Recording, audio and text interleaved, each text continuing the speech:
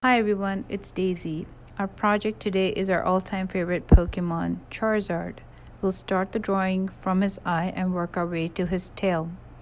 The coloring is going to be done with colored pencils, and our technique is to create layers and to build up the shades, finally apply the shadows, and then complete by retracing our outlines to define the character. So here we go.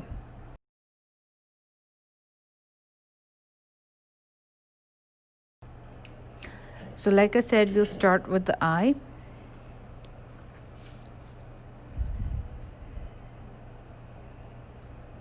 And we will use our eye and extend the lines that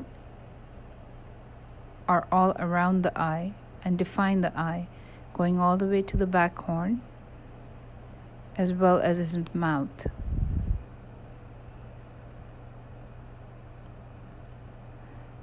Now I wanted to mention, during the course of the drawing, every now and then we will pick up our pencil to create some guidelines, so do keep a pencil handy. Once I complete the top portion of the head, I'll create the chin and bring it backwards and stop it in the right place to connect for the neck. I use alignment a lot in my drawings to measure up by an estimate as to where to place lines in conjunction with, for example, the eye. Using a pencil now to define where the stomach is. It's important because there's a lot that sits all around the stomach, and it's important to get that right. So here we go, and we're going to create the shape as we see it. I'll also define the muscle of the right leg on the inside edge. At this point, I'll move towards my arms. And I always work both left and right side simultaneously.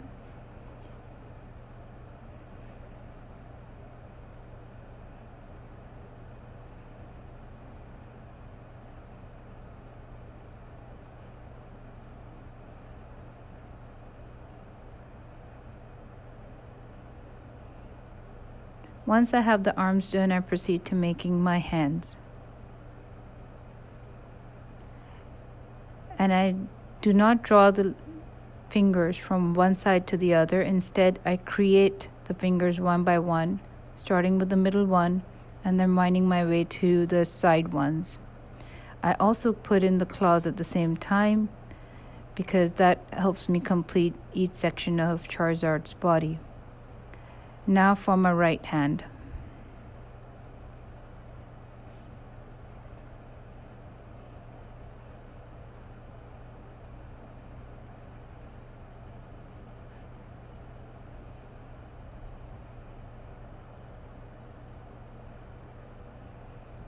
Once done, I want to define the line for his belly. So I'm going to address the lines that are very clear cut at this point. I will start plugging in his right leg, and I will identify the muscle for the upper thigh, and I will also identify where his knee and then his ankle would be, but I don't do it with ink. I do it with a pencil because I don't need to hold these lines.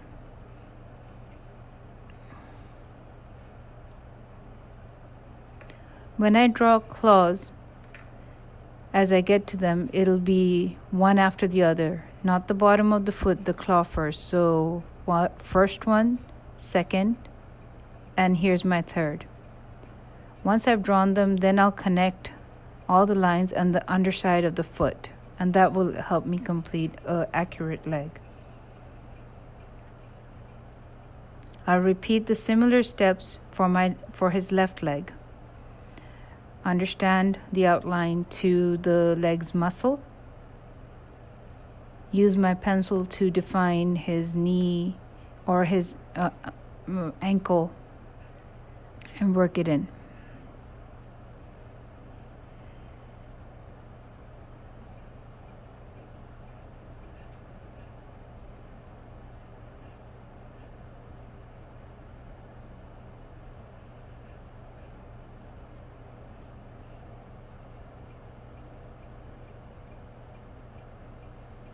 Once I've completed the foot, now it's time to finalize his stomach. So I'll go and define his belly line.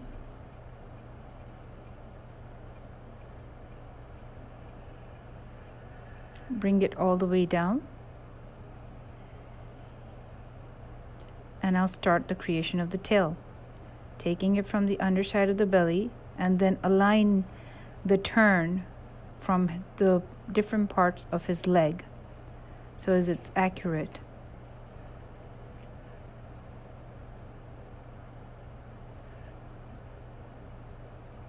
I use a pencil to define where this tail would cross over from behind him and come out on the other side. Without the pencil, I might just be estimating it and might be estimating it wrong. So a pencil, it helps me stay in task with all the lines that I would like to see drawn. And then I'll firm up the lines that I actually need.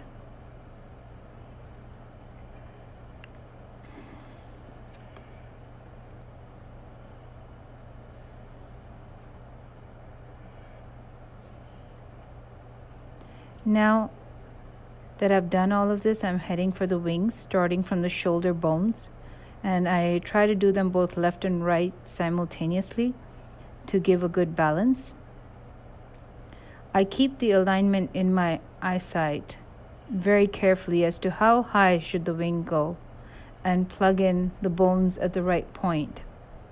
I'm keeping an eye additionally on the alignment as I come down from the top and I end near the tail.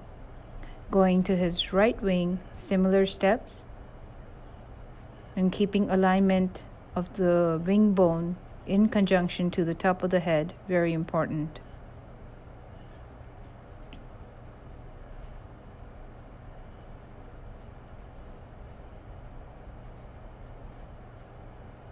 Now I want to create the underside of the wings curves. Again, align them from where you see them. How far are they from his elbow? And then the second curve, and how far is it from the first one?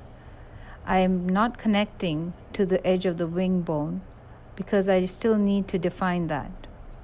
Once I make my parallel line on the inside of the wing bone, I'll be able to go back out from the bottom to the top and give a few folds in his skin for the wing on the inside of it. Going to his left wing, I'll be repeating the steps.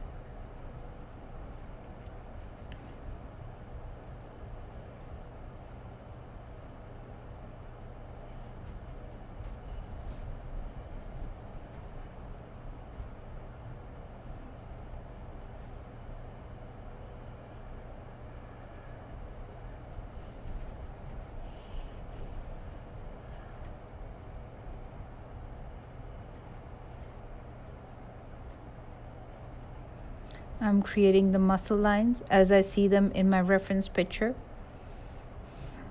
for the wings. After all, wings are flesh. A little bit of a back spike on his head, and now for the fire on the tip of his tail. And fire is a very organic shape. It's very irregular. I don't try to follow the exact lines, but I make it at just as freely hand drawing. I do not try to put in the shades here either. Once I'm done, I'll erase away all my lines that I made for helping me through the process of this drawing, in case there's any, because it is a little annoying to have double, triple lines on your drawing. So all of those will be gone, and we shall commence our coloring. Here we go.